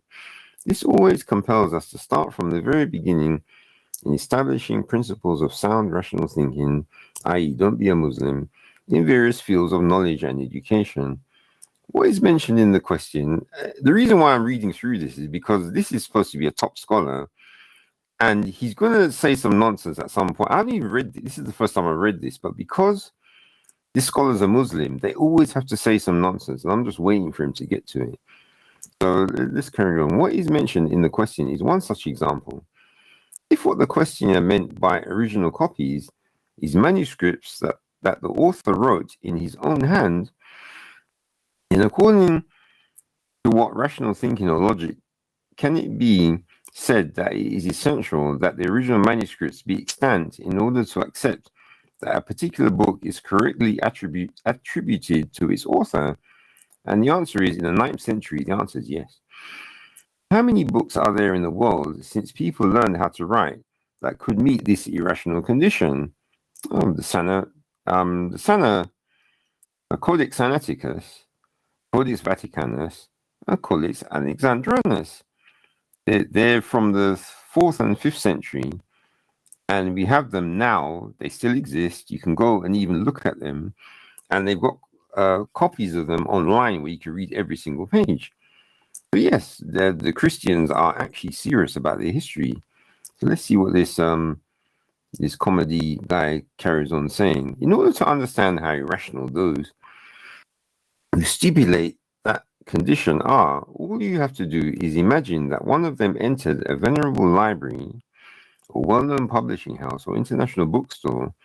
So notice what's happening here. This scholar is rambling on. He's talking a load of nonsense. But all the guy had to do is tell you when the oldest manuscript was. But notice he's rambling, and there's a reason why. I will not accept the attribution of any books you have in the huge store unless you give me the original manuscript written by the author themselves, so that I will be certain that these books are soundly attributed to their authors. Doing this will be ignoring all the customs and academic and legal requirements which guarantee to us nowadays that the book is sound and that it will not be claimed by anyone other than the author, such as requirement. All right, let's skip this part. He's just talking nonsense now. We know for certain that some of those who specialize in producing specious arguments know deep down in their hearts how foolish and silly are the things they suggest and say. Like I say, I'm reading this because I know that this guy is a comedian. And this is one thing I like about Islamic scholars, is that they're very good at comedy. So let's carry on with this comedy that he's speaking. But at the same time, they're persisting saying it because they know that merely stating this specious with regard to anything that exists will inevitably have some influence on people's hearts and minds. Yeah, of course it does, because that's what you do to the Christians. But now these Muslims are getting a piece of it there on themselves, and they're getting upset. Hence, whatever results he gets will suffice him, even if he only manages to confuse a few people. What matters to him is that he shuffles the cards and causes confusion with regard to sound ways of thinking. Yeah, don't become a Muslim. Okay, we're still scrolling down, trying to wait for an answer. However, Sahih al-Bukhari was heard by 90,000 men from Imam al-Bukhari himself, as was stated by one of his most famous students, namely some Farbari. Al-Farbari's narration of Bukhari was famous because he lived for a long time and was precise in copying it out. He heard it from al-Bukhari over 3 years. Then a number of trustworthy narrators learned it from him, and from them this book became well known. So I said I copied the book. All right, so Bukhari was copied. Right, so these are just this is information from Islam. So what he's doing, he's going through the list of people who've made copies of Bukhari. And all right, we heard this. I heard the copy of the. So he's given. This is what Muslims do. You have to understand. An Islamic scholar will recite a whole load of stuff that he's been told by his own teachers. And so he's explaining about how they read their books to the students, and the students would read their books to them. Then these books, so books. There were no printing presses or publishing houses at that time. Instead of printing presses, there was the narration of students with strong isnads. That makes no sense. What would any researcher find more authentic than transmission of trustworthy narrators narrating from the manuscripts that were read to and checked with the author himself and approved? Yeah, but remember, this is what happened with the Bible, obviously. If you want to ask how old the manuscripts that are extant today are, the Orientalist Manjana said in Cambridge in 1936 that the oldest manuscript that he had come across up to that point was written in 370, so that's 620, 728, 2920, so that's about 990. But that's a narration. One of the most famous manuscripts of the book that has come down to us in modern times is a copy of some guy, which he copied from the manuscript written by this guy, which was read to Abu Dar, and has his writing on it too. Borrowed the library of Tobruk in Libya.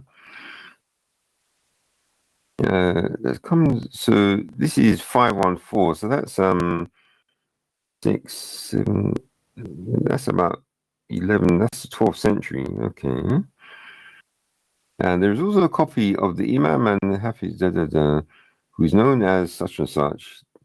He checked it against the original copy that was read to.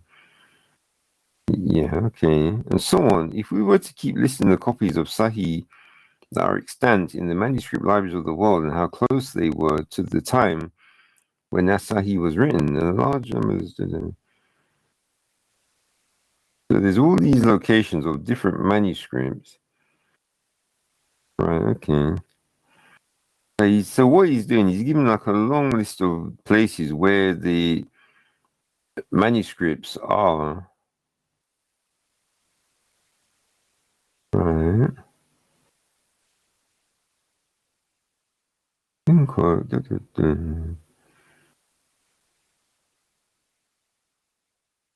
Okay, so what he's done, he's given a whole load of information, but here's the important part I'm going to say, and that is that if this guy was serious, he would have given you a link to a web page which gives you photographs of these manuscripts.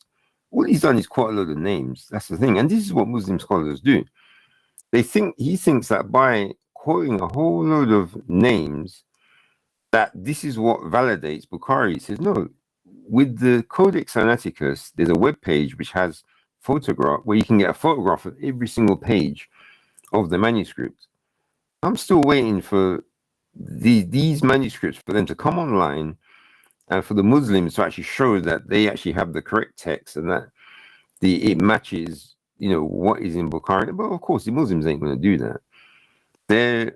Although apparently the Sheikh said that something like that did exist, but I don't have to we probably have to sit and wait forever for some Muslim to turn up who actually has got any actual information, relating to these original manuscripts of Bukhari. And where is it? So here's the important thing. So Bukhari, he was around in 850, and let me just check. Yeah, so he was around in 850, and Codex Sinaiticus was in Sinai. Well, let's say, all right, Sinaiticus wasn't really around. The one which was around was, of course, Vaticanus, which is in the Vatican. And that was in the Vatican from the 4th century or 5th century. I'm not sure. I think it's the 4th century. Or it could be 5th. I can't remember. But Vaticanus was in the Vatican, let's say 5th century. Um,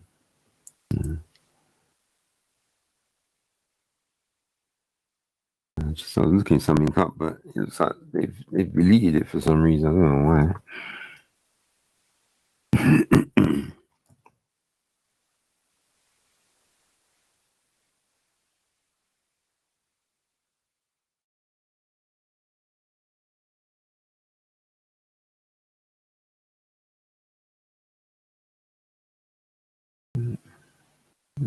Right.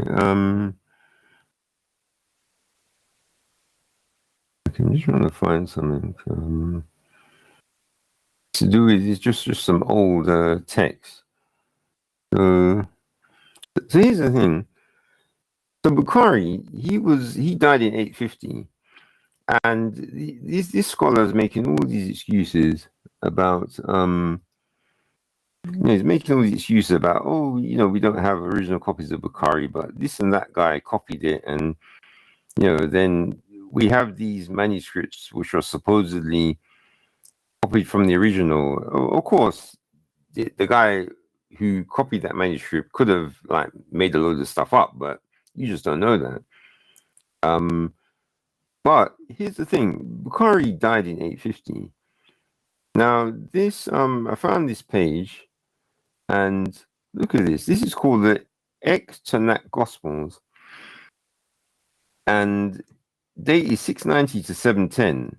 That's before Bukhari was born, and the medium is parchment, and dimension is 355 by 260. I mean, look at this. I mean, this is pretty impressive. Look at the quality of the parchment. It's amazing stuff. I remember it's what is it? It says it's named after the monastery of Echternach, Luxembourg, founded in 698. And it says, although this manuscript was at Echternach by the first half of the 8th century, it's uncertain whether it was written there or by a scribe from the Northumbrian monastery of Lindisfarne. The text and decoration also reflect Irish influences. Each of the 4 Gospels begins with a page dedicated to an evangelist symbol, the man of Matthew. Yes, these. And actually, let me see. Let's see if this website loads. But notice, look at the quality of this text. Remember, this is from 690 to 710. 710 is before Bukhari was born. Bukhari wasn't even born in 710. So they had this gospel. Look at how good this manuscript is. It's amazing, isn't it? The quality of the writing this is amazing stuff, and this is from the 8th century. And wow, is this for real? Man, this is serious, isn't it?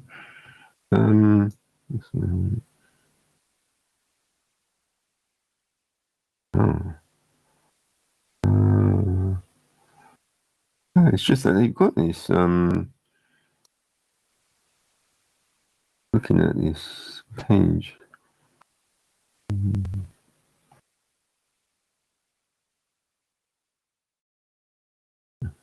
All right, so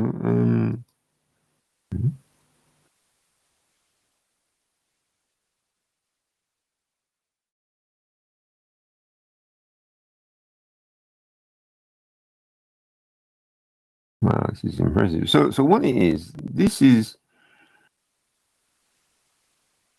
I don't know. I'm just trying to look. I think this is a picture of the library. I'm just trying to check out. Because it's just that you've got this place in France which has got these libraries, and look at it. All right, what this is in Virgilia Quattor. So the publication date is 690 to 710. So this book is from the 8th century, and this is the actual book itself. This is the actual book in some French library where they've digitized the pages. And look at the quality of that. Remember, this is from 710. And this looks really impressive. I mean, this is some serious stuff. Look how good that drawing is. I'm going through the pages here. And you can see that this is like some high quality. The paper looks really good, even though it's blank. I mean, look at that, man. That's impressive. So look. This is the point I'm trying to make. This impressive piece of parchment and writing or manuscript with writing on it is from 710. This is from before Bukhari was born. So you're telling me Bukhari, I just showed you on a web page that Bukhari had 90,000 students. And you're telling me that these guys in Europe, now remember Bukhari is in Uzbekistan, which is in the, so you know, it's not in Europe, but it's not in some sort of backwater place. You're telling me that these 90,000 Bukhari students, not even like a couple of them, could have gone to taken the whoever or taken a copy to this place, wherever it was written, got this guy to write it out in this, using this high quality ink on this manuscript, and then we could have had an original copy of Bukhari from 840 or wherever using the same writing. Obviously it'd be in Arabic. Well, it's not Arabic. It'd be in wherever he's from, isn't it? Let's see, where is he from? He's Bukhari's from Uzbekistan. That's it. So if he wrote Bukhari out in his Uzbeki script and you got this guy, whoever wrote this one out, to do it, we would have had a perfect copy of Bukhari to sit there and just read through. And if these guys can do this, I think my internet might have gone.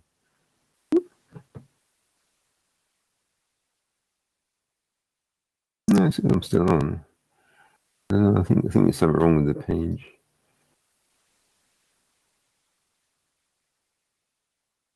I think I lost it. Okay.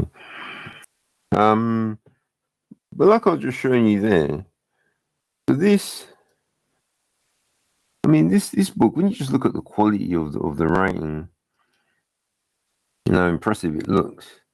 I mean, come on, man. This is in 710. And Bukhari wasn't even born when these guys were writing this impressive piece of work. So then Bukhari is born.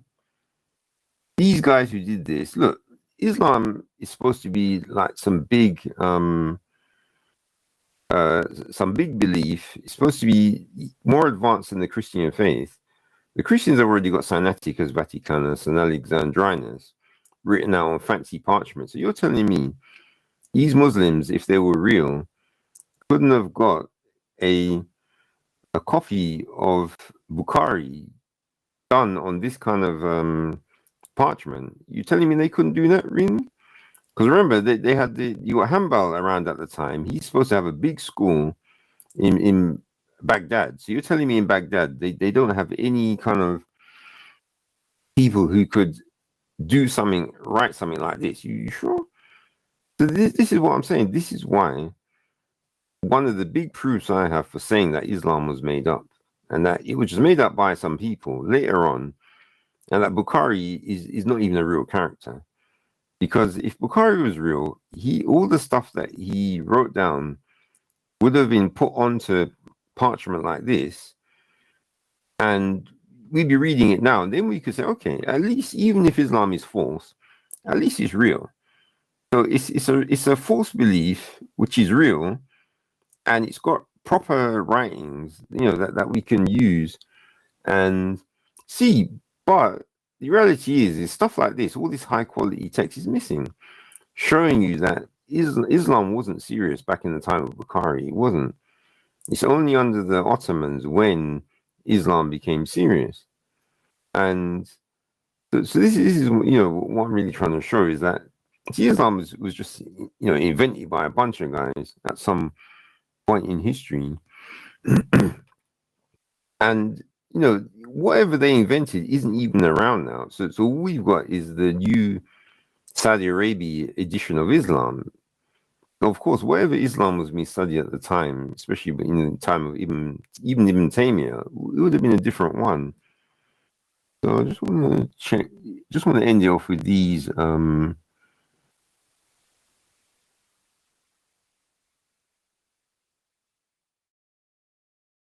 It's the last ones. I just want to show these. So what we got here, when it comes to J. Smith, you've seen him.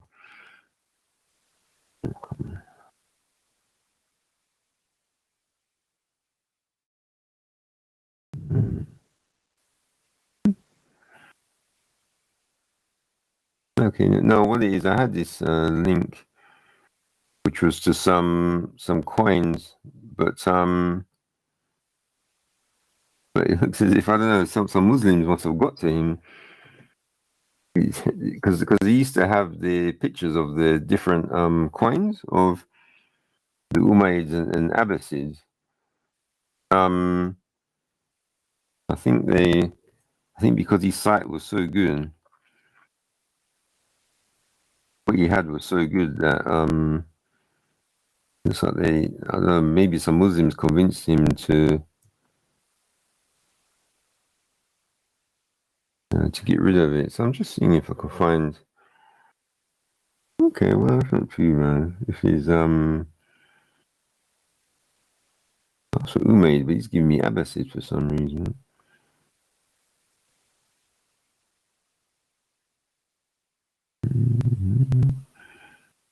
So I'm only getting Abbasid coins.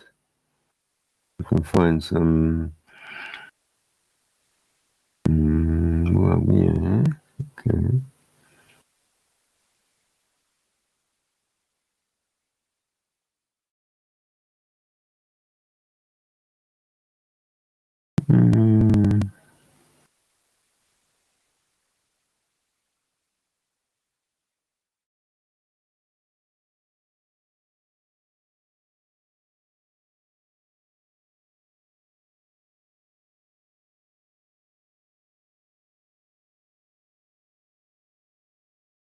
That's interesting. No, because they got some coins, but I think it's funny that they're not giving you the datings for the coins for some reason.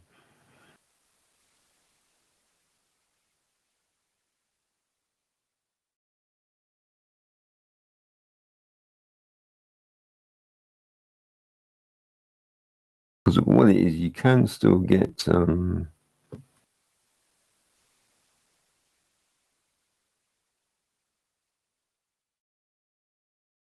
you can still get some old like coins from that region, but it's as if the Muslims are trying to make sure that the ones with the crosses on it, that you can't find them, because you can find the ones with the Arabic writing on them, but it seems the ones with the crosses, they're very hard to find. I'm just seeing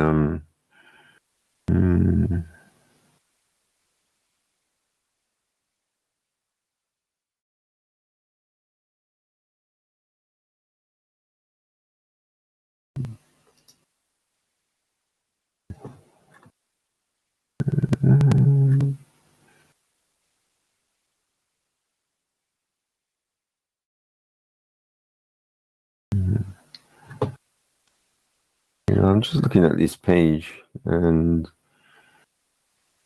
got some of the different coins, but one is they won't tell you what year it is.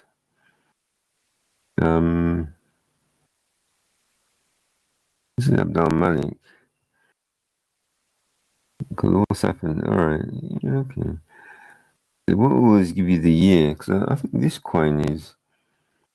This is al-Malik again, but you see, got the M on it.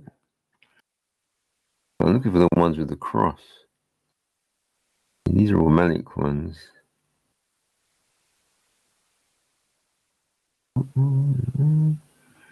You've got the swords, and these are the Abbasid ones.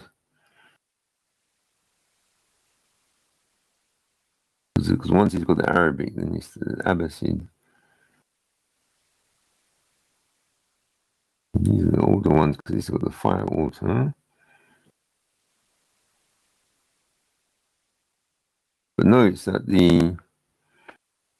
it says that these are Muawiyah, Umayyad. So notice these Umayyad coins have got the picture of some some Zoroastrian on it. Now, these coins definitely are Islamic, that's for sure. So what that shows you is that Muawiyah or Umayyads were Muslims at all. It was just some weird, they just believed some strange thing. Because you always have to have this weird-looking guy on the front of their coin. Because the Abbasids, they've got the Arabic. So obviously, but when you go to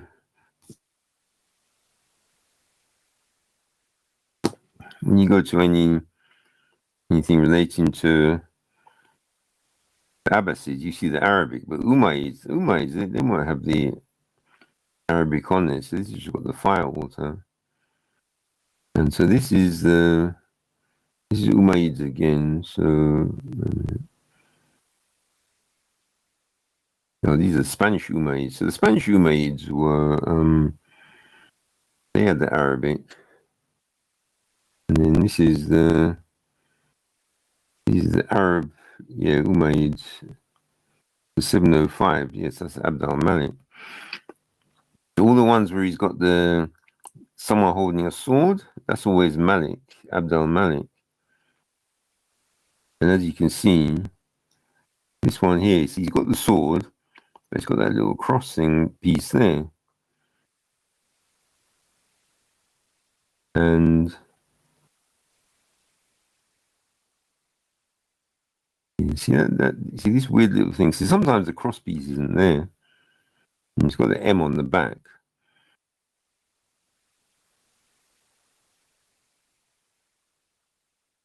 This one's a bit weird. That's some spooky looking. Who's this? This is Umayyad again. Cross above to the left and right. Name in Greek. Yes, you've got the cross there and the cross there. And so remember, this ain't no Christian website. This is coinarchives.com. So they could care less about whether you're Muslim or Christian. All they care about is coins. If he's got a cross on it, they don't care. He's like he's holding a cross there. This is Umayyad again. Notice the M is still there.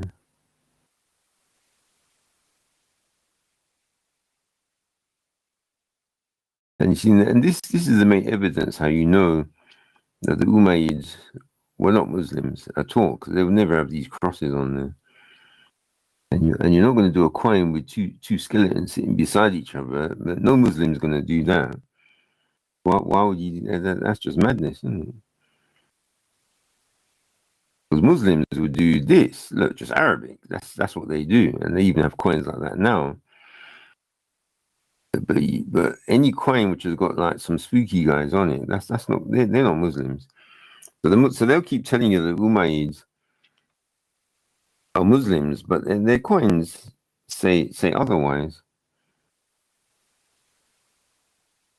These are Spanish Umayyads again, isn't it? These ones are quite cheap though. Yeah, $60. This is not much.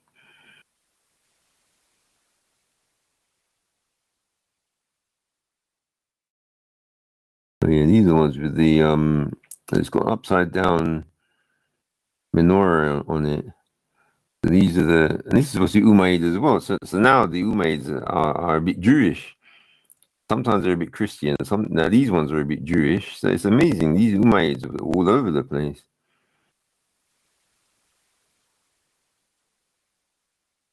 And they say these, and then you got some Arabic, but it just depends which part of the empire they're in. So what I'm just showing there is just that how these coins. There's other places where you can find, like, if you look around, you might find a place where the coins are like more sort of high resolution, and you can go and find out about them. But what I'm essentially saying is that when it comes to Islam, Islam is just really a mess. It doesn't have a proper history. It's not a proper history that you can look up. There are no like decent documents anyway that you can go and find where you can actually go and read about what early Muslims did. It just doesn't exist. But the important thing is that Islam is big now. And so the Islam we have now is the Islam which was invented by the Saudis. The current Islam, of course, or you could say the Egyptians at first, because they're the ones who sorted out the Quran in 1924. So you could say it's like an Egyptian Saudi Islam where they cleaned everything up. Of course, they only gave you whatever information they want you to get. And the important thing that I'm trying to just bring out from all of this is that when it comes to their, how Islam came about, there isn't really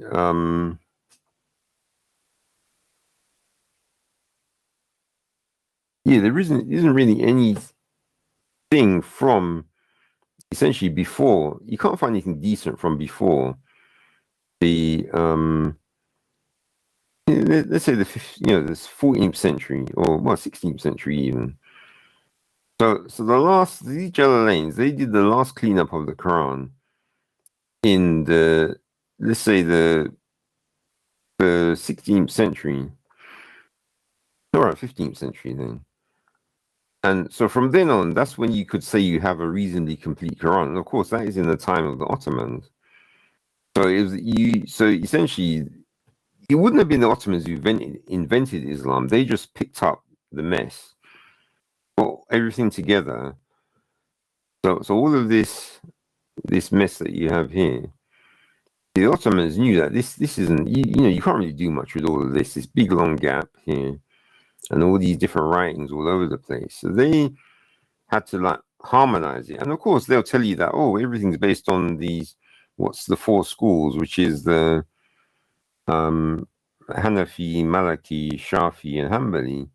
But no, these schools didn't really do anything because they're in the wrong place at the wrong time. So all of this, the hadiths, the four schools, and Az-Zuri, who, I don't know, can anyone say if he existed? I've got no idea. al-Malik obviously existed because he ran a kingdom and people would have written about him. But Az-Zuri, hardly anyone seems to write about him. And so by the time we got to let's say the 10th century, Islam, it was just like nonsense. So it took the Ottomans actually to get all of this mess together, harmonize it, and then give it a good old clean. And then they obviously had their Islam that they were doing. But the thing that the Ottomans didn't do properly was to harmonize the Quran. They let that stay as a mess. And it was only in 1924 when finally the Egyptians decided that it's time to clean things up. And then that's when they finally got everything together so that we now have the current Hafs Quran that we have now. But the important thing that hopefully anyone who watches this gets out of it is that the Islam is basically a mess. And it doesn't have a proper history. And I would dare any Muslim to try and show me where this proper history is. And with the Christian faith, it's no problem because we still have Codex Sinaiticus, Vaticanus, Alexandrinus, and of course, the Catholic Church exists even though it's false. But what these guys show is that there was something going on back in those early times. Whereas with Islam, because the Ottomans had to come along way later and clean things up, that shows you that Islam was not happening at the time when the Ottomans had to do their cleanup. So this is a big reason why I would say that people who are following Islam are just wasting their time, and that what they should really do is just, use their common sense and realize that all of this made up stuff that they're being fed is just complete nonsense, and that they should get out of it and should, understand that obviously, all this stuff that's going on is just it's a complete waste of time. And for me, the most obvious reason why we know that that Islam is a waste of time is the fact that they have to keep attacking the Christians all the time, because if Islam was the proper truth and had a proper history, and we had some decent manuscript, we had a nice clean manuscript of Bukhari, like that manuscript book that I showed you, then even then it would still be false, but at least they would have something to show for it. But as we can see, the they just don't have anything like sensible to show people in relation to the belief that they have. And anyone who is a Muslim, like I said, on the text, on the sort of thumbnail for this particular stream, that basically, if you want to use your brain, and if you're a Muslim and you want to use your brain, then you have to essentially leave Islam. You don't have a choice. And if you want to use your brain, then become a Christian, no problem, because any Christian with any sense can show you how to follow the Christian faith while using your brain. But in Islam, you're just not allowed to use your brain. And anyone who wants to use their brain while in a belief in relation to God, then they're going to have to leave Islam or anything else they're in and become a Christian. But if you want to not use your brain, then the only option you have is just to stay as a Muslim. But the main thing to remember is that it's supposed to be Allah that's giving you the brain that you're supposed to use in order to work these things out. But then now these scholars come along, they know how false Islam is, and they now have to convince you to not use your brain. So all I can say is, if you want to use your brain, just get out of Islam and stop wasting your time in it. Okay, so this is the end of the stream, and hopefully anyone who watches it later on, might get something out of it. Okay, see you.